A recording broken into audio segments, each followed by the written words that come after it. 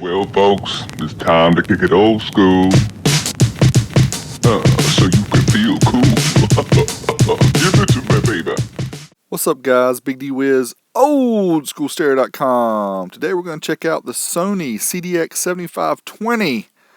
Had one of these way back in the day. This is the very first CD player I ever bought in my Pimp Daddy 1978 Ford Courier. You can see it right there in the dash, along with a 10-inch MTX Blue Thunder 10s, some 4-inch Jensens in the door. That's right, we were thumping.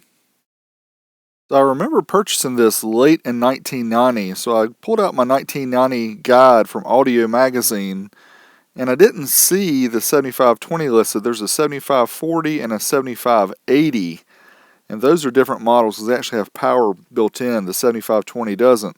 So I jumped to the 1991 version of the buyer's guide, and strangely, it's very odd that they don't list the 7520 in here either. They list the 7560, which is the pull-out version of the 7520.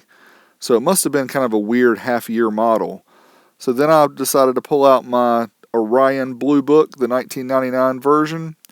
You can see here is the 7520 right there above the 7540. It says 1991, but I don't think the MSRP was right because I think I paid around $400 and it was listed at $500. But anyway, gives us an idea, somewhere between 90 and 91. And here's an ad from a magazine, and you can see the 7540 was the very first in-dash compact CD player with a built-in amplifier. Mine did not have the amplifier. This is the unamplified version, the 7520. Now, the one thing I remember distinctly about this CD player is it was horrible for skipping. And it says here they have some protection against skipping. Yeah, right. I remember it was like Dorothy skipping on the yellow brick road. Yeah, you know it's true.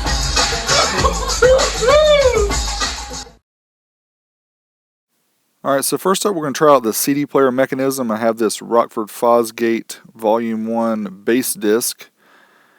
Go ahead and put it in and let's see if we can get some sounds out of this joker. And unfortunately not. We get an E-04. And according to the manual, that says a disc is either dirty or inserted upside down. Yeah, was not inserted upside down. So I decided to get a different disc because actually that Rockford disc was a burned disc. This is a press disc from Telarc, the Bachbuster CD. So we'll put this one in and see if we get any better results. Unfortunately not. The unit just shuts off and then it just ejects the CD. So I'm not going to be able to do any tests with the CD mechanism, unfortunately. Now here's proof the CD is clean, but maybe they were talking about dirty lyrics. Since we don't have access to the CD, I'll just show you some of the basic functions. The plus and minus controls, along with the select switch, control many functions including bass and treble, which give you plus 10, minus 10 dB at 100 Hz and 10 kHz. And also the balance and fader work with the same buttons as well. There are also manual and automatic adjustments for finding your radio stations. I'm showing the manual adjustment here. Step through one at a time. There's a mute button on the far left. Or we can use the seek, which will find the next available radio station. Now once you find the radio station that you'd like to save, all you do is hold down the number of the station you like to use, 1 through 6. There are 18 FM and 6 AM presets available.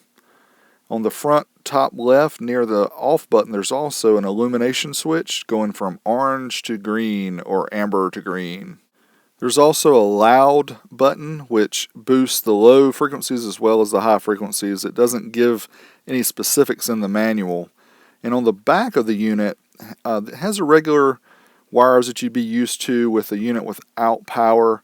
It's just power, ground, remote out, things like that. This one's also a little bit unique because it has a remote in. What's that all about? We'll talk about that in a minute.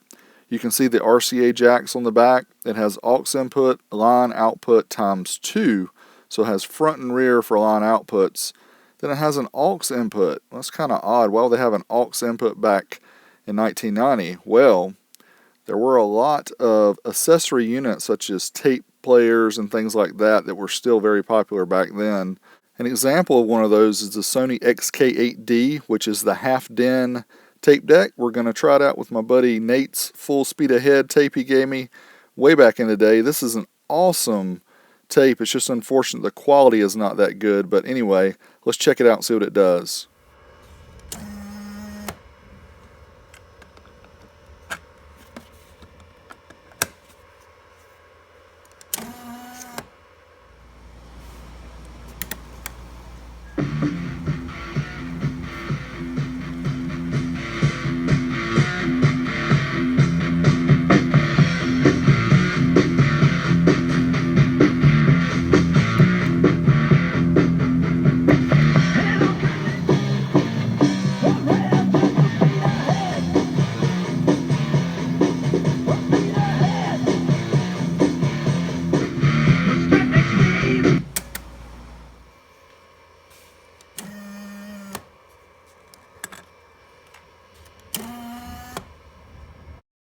Next up, we'll test out the voltage as well as the total harmonic distortion using the Panasonic VP7704P, which we'll test at 400 Hz or 1 kHz. For this test, we're going to use the aux input of the Sony head unit, and we'll use this Samsung Note 4, which we've proven before has extremely clean output from the headphone jack.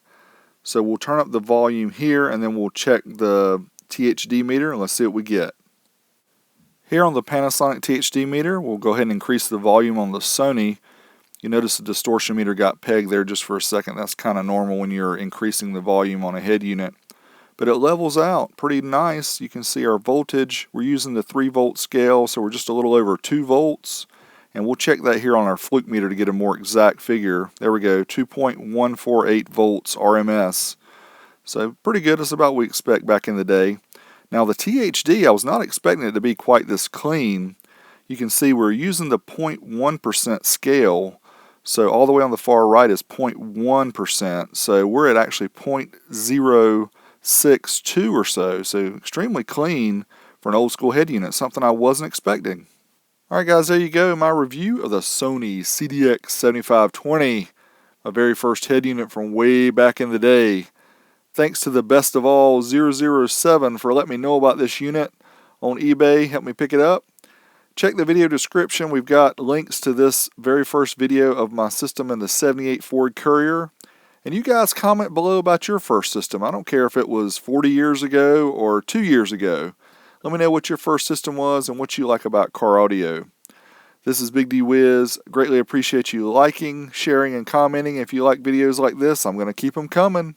Until next time, I'm out of here.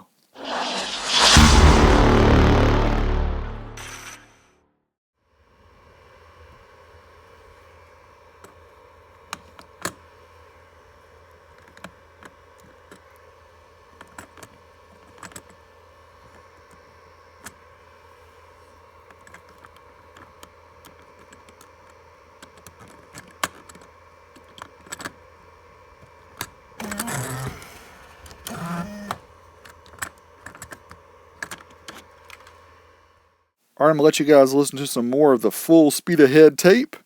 Wish my buddy Nate and his buddies would get back together with some high quality recording equipment and redo this. This is awesome.